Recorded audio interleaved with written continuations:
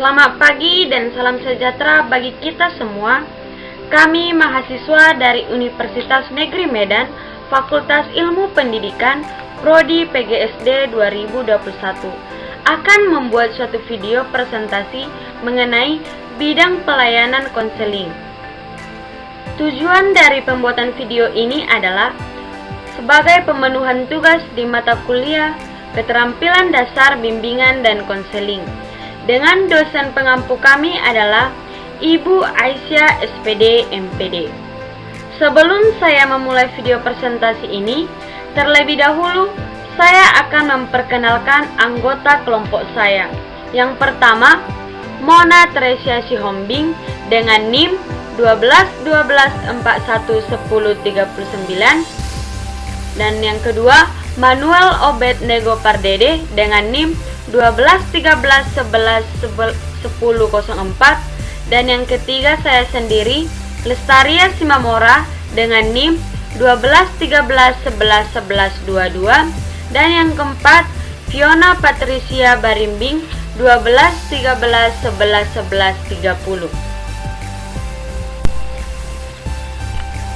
Pelayanan bimbingan dan konseling merupakan serangkaian kegiatan atau aktivitas yang dirancang oleh konselor untuk membantu konseling dalam upaya untuk mengembangkan dirinya seoptimal mungkin, baik dalam kehidupan pribadi, sosial, kegiatan belajar, serta perencanaan dan pengembangan karir. Bidang pelayanan bimbingan konseling. Yang pertama, bidang pribadi. Bidang pribadi adalah bidang bimbingan pelayanan yang membantu peserta didik dalam memahami, menilai, dan mengembangkan potensi dan kecakapan, bakat dan minat, serta kondisi yang sesuai dengan karakteristik kepribadian dan kebutuhan dirinya. Tujuannya adalah untuk membantu peserta didik dalam mengenal diri sendiri agar dapat menjadi pribadi yang baik dan dapat mengambil keputusan tentang dirinya sendiri. Yang kedua adalah bimbingan sosial. Bidang bimbingan sosial yaitu bidang pelayanan yang membantu peserta didik dalam memahami dan menilai serta mengembangkan kemampuan hubungan sosial yang sehat dan efektif dengan teman sebaya, anggota keluarga, dan warga lingkungan sosial yang lebih luas. Tujuannya adalah membantu peserta didik memahami diri kaitannya dengan interaksi dirinya, dengan lingkungan, dan etika yang didasari dengan budi pekerti luhur dan bertanggung jawab sosial.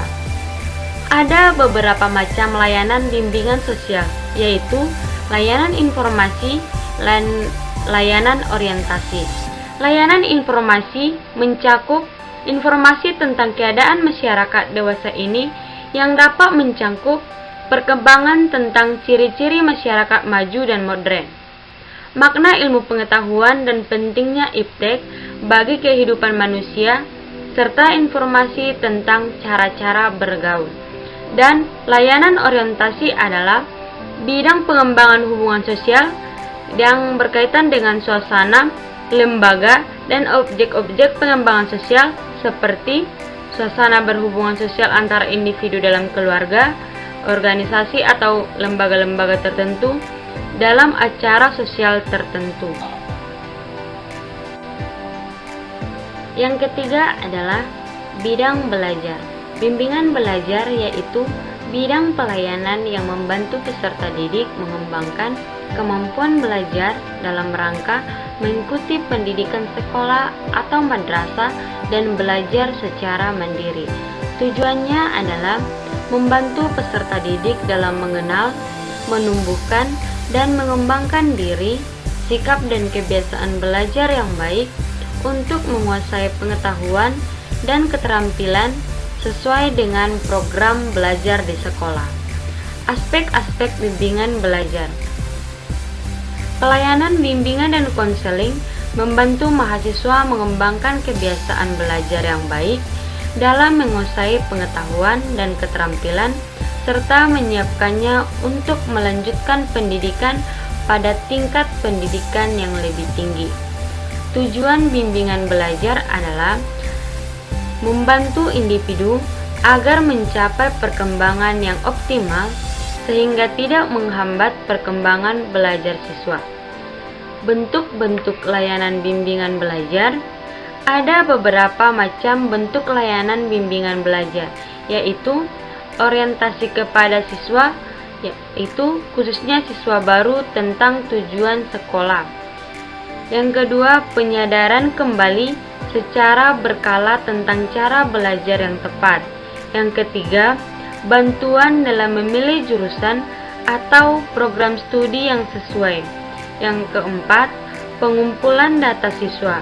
Yang kelima, bantuan dalam mengatasi kesulitan-kesulitan belajar, seperti kurang mampu menyusun dan mentaati jadwal belajar di rumah.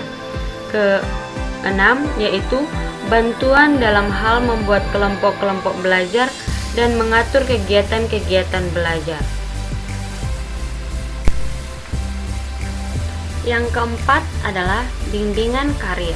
Bimbingan karir yaitu bidang pelayanan yang membantu peserta didik dalam memahami dan menilai informasi serta memilih dan mengambil keputusan karir.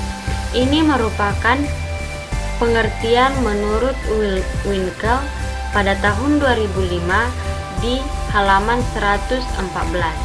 Bimbingan karir adalah bimbingan dalam mempersiapkan diri menghadapi dunia kerja dalam memilih lapangan kerja atau jabatan atau profesi tertentu serta membekali diri supaya siap memangku jabatan itu dan dalam menyesuaikan diri dengan berbagai tuntutan dari lapangan pekerjaan tersebut. Tujuannya adalah membantu peserta didik mengenal dunia kerja agar dapat menentukan kemana selanjutnya mereka akan melangkah setelah mereka lulus dan mengetahui potensi diri yang dimiliki agar dapat diterapkan dengan kehidupannya serta dapat membaca peluang karir yang tersedia di lingkungan sekitarnya. Aspek-aspek bimbingan karir. Dalam bidang bimbingan karir, pelayanan bimbingan dan konseling membantu mahasiswa mengenali dan mulai mengarahkan diri untuk masa depan karir. Bidang bimbingan ini memuat pokok-pokok materi seperti pengenalan awal terhadap dunia kerja, pengenalan orientasi dan informasi karir pada umumnya, dan pengenalan dan pemahaman diri secara awal. Yang kedua, tujuan bimbingan karir. Tujuan bimbingan karir berdasarkan pengertian itu adalah agar siswa memperoleh informasi tentang karir atau jabatan dan profesi tertentu. Bentuk-bentuk layanan bimbingan karir seperti layanan informasi tentang diri sendiri yang mencakup kemampuan intelektual, kemampuan bakat, dan pada bidang akademik. Yang kedua, layanan informasi tentang lingkungan hidup yang relevan.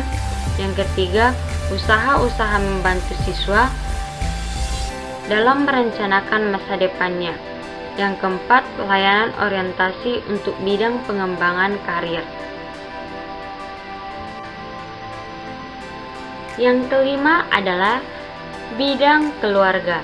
Bimbingan keluarga adalah bimbingan yang diberikan individu khusus yang telah berkeluarga sehingga menjadi pimpinan dalam keluarga, yang mampu menciptakan keharmonisan dan rasa aman bagi tiap-tiap anggota keluarga dan dapat menciptakan dan menyesuaikan diri dengan norma-norma keluarga serta berperan aktif dalam menciptakan keluarga yang bahagia.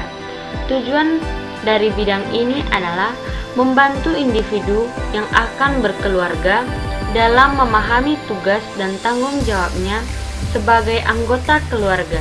Juga diharapkan dengan bimbingan ini semua anggota keluarga berbagi strategi dan teknik berkeluarga yang sukses demi tercapainya keluarga yang harmonis dan bahagia.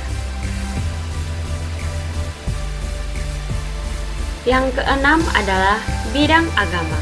Kehidupan beragama tidak hanya sekedar menampilkan nuansa spiritual atau ritual keagamaan dalam kehidupan, melainkan sepenuhnya mendasari aktivitas individu dalam semua bidang, bahkan sampai menjangkau kehidupan di akhirat.